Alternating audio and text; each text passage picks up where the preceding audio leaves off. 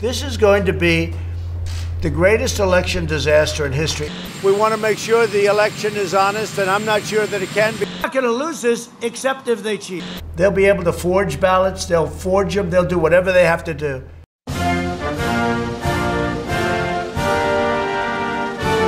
Les incertitudes que Donald Trump fait peser sur l'issue de l'élection présidentielle du 3 novembre sont liées au fait que peut-être il refuserait de concéder sa défaite, pour autant qu'il soit évidemment battu à cette élection, et qu'il pourrait éventuellement, certains le pensent ou le craignent, qu'il s'accroche au pouvoir malgré tout, niant le résultat des élections.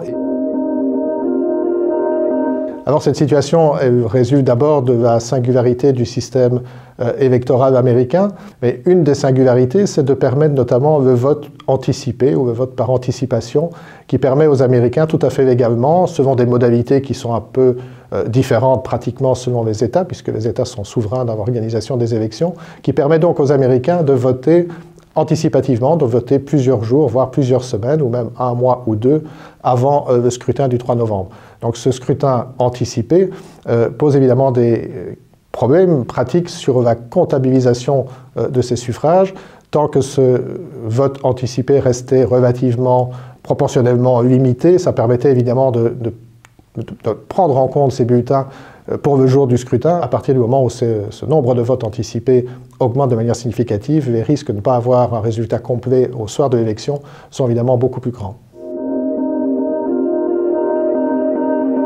Alors deux facteurs évidemment jouent aujourd'hui en faveur d'un vote anticipé plus important qu'à l'accoutumée. Le premier évidemment lié à la crise du coronavirus.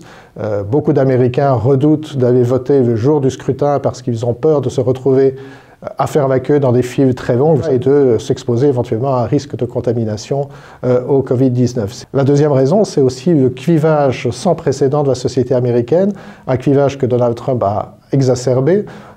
En l'occurrence, on a de plus en plus de démocrates convaincus et opposés à Trump, mais de votre côté, des républicains qui ne jurent que par Donald Trump et que rien au monde ne ferait changer d'avis. Ce qui fait que finalement, si ces gens sont convaincus, s'ils pensent que rien ne le fera changer d'avis, ils n'ont pas de raison non plus d'attendre le 3 novembre pour voter et ils déposent leur bulletin plus tôt, plusieurs jours, voire plusieurs semaines avant le jour de l'élection.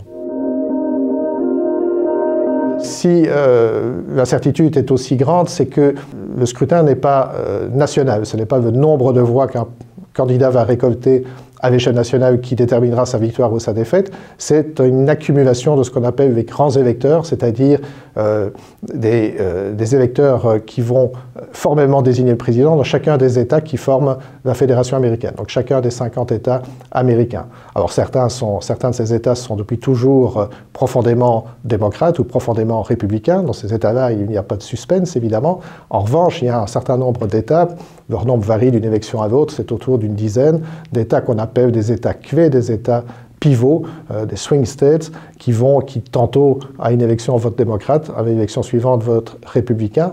Et c'est donc dans ces États-là que se joue l'élection. Si l'élection est serrée dans plusieurs États, et en 2016 par exemple, l'écart entre Hillary Clinton et Donald Trump était parfois inférieur à 1% ou légèrement supérieur à 1% des voix, eh bien on peut évidemment avoir un résultat qui sera contesté par la partie battue, contestation qui pourrait aller devant les cours et tribunaux et prendre évidemment un certain temps. Alors Donald Trump, évidemment, a laissé planer le doute sur sa volonté de reconnaître son éventuelle défaite. D'abord, il va balayer du revers de la main en disant qu'il avait gagné, bien entendu, c'est de bonne guerre, mais il va laisser entendre qu'en cas d'éventuelle défaite, une défaite qui ne pourrait, selon lui, survenir qu'en raison de fraude massive commise par ses adversaires démocrates, parce que il est convaincu qu'il est le plus grand président de toute l'histoire des États-Unis. Et comment le plus grand président des États-Unis pourrait être battu, sinon par le fait d'une fraude? Eh bien, il va clairement laisser entendre que sa contestation serait portée devant les tribunaux. Alors, la contestation, évidemment, ne prendra pas la forme d'un renvoi vers les tribunaux, vers les cours, la Cour suprême, pour qu'elle dise qui a gagné l'élection Tout simplement, non, on va contester des irrégularités éventuelles et donc les cours successifs devront se prononcer sur les faits précis qui seront soumis à son appréciation et en fonction de cela, la Cour pourra décider qu'un scrutin doit être rejoué, qu'une élection doit être réorganisée ou elle donnera raison à l'une ou l'autre des parties et en fonction de ces décisions, évidemment, vous comprenez que si une Cour ordonne au scrutin d'être réorganisé, ça peut prendre évidemment beaucoup de temps et on peut ne pas connaître le résultat de l'élection avant plusieurs semaines, voire plusieurs mois. You won't know the election result for weeks, months, maybe years after. Maybe you'll never know the election result, and that's what I'm concerned with. C'est le 20 janvier, une date rituelle dans l'histoire politique américaine, que le nouveau président prête serment et entre en fonction.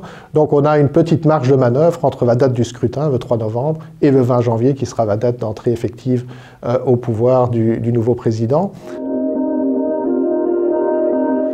Donc s'il y a un raz-de-marée pour Joe Biden, va faire sera entendu. Donald Trump sera vraiment mal avisé d'essayer de contester ce résultat. Il ne pourra d'ailleurs que le contester ponctuellement et ça ne suffira sans doute pas à renverser la tendance.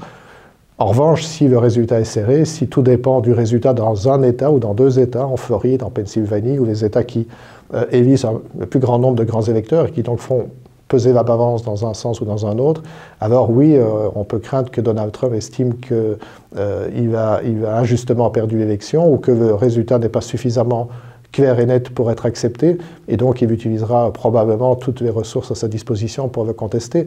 Chacun y mettra du sien pour que les choses se compliquent à souhait et durent le temps qu'il faudra. This is going to be a fraud like you've never seen.